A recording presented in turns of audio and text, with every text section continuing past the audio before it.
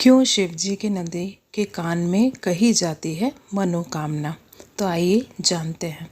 अक्सर आप सबने देखा होगा कि जब लोग शिव मंदिर में जाते हैं तो भगवान शंकर की पूजा के बाद जाते समय नंदी के कान में अपनी मनोकामना कहकर जाते हैं। देखो, मैं सभी लोग ऐसा करते हैं, परंतु बहुत कम लोग जानते होंगे कि आखिर ऐसा क्यों किया जाता है और इसके पीछे का असल कारण क्या है।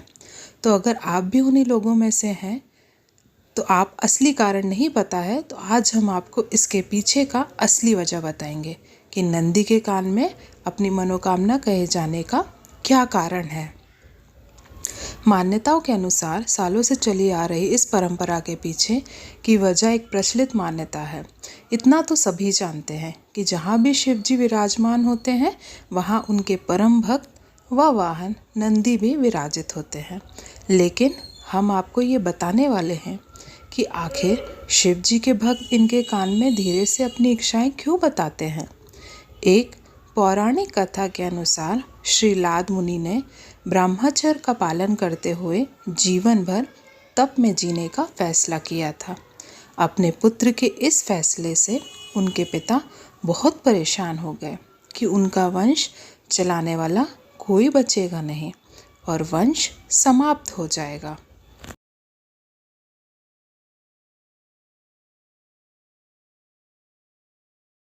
उन्होंने अपने पुत्र श्रीलाद को समझाया और वंश आगे बढ़ाने के लिए कहा, मगर तप के कारण श्रीलाद गृहस्थ आश्रम को अपनाना नहीं चाहते थे। इसलिए संतान की कामना के लिए उन्होंने भोलेनाथ को अपने तप से प्रसन्न कर उनसे जन्म और मृत्यु के बंधन से हीन पुत्र का वरदान मांगा।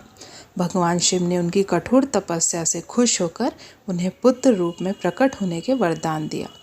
कुछ समय बाद भूमि जोतते समय श्रीलाद को एक बालक मिला जिसका उन्होंने नंदी नाम रख दिया।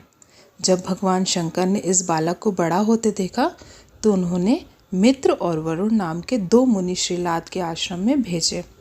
इन दोनों ने नंदी को देखकर भविष्यवाणी की कि ये नंदी अल्पायु है।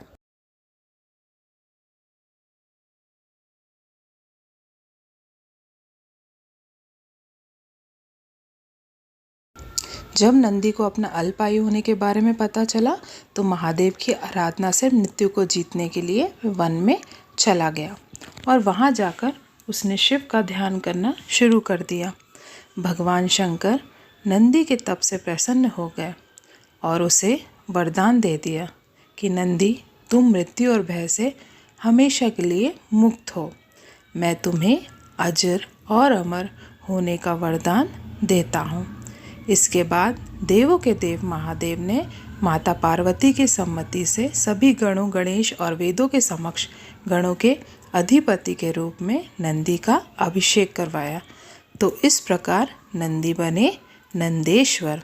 पौराणिक मान्यता के अनुसार बाद में मृतों की पुत्री सुयशा के साथ उनका विवाह हो गया। कहते हैं शिव जी ने ही नंदी को वरदान दिया था, वहीं नंदी भी हमेशा विराजमान रहेंगे। इसलिए हर शिव मंदिर शंकर पार्वती के साथ साथ नंदी भी विराजमान होते हैं।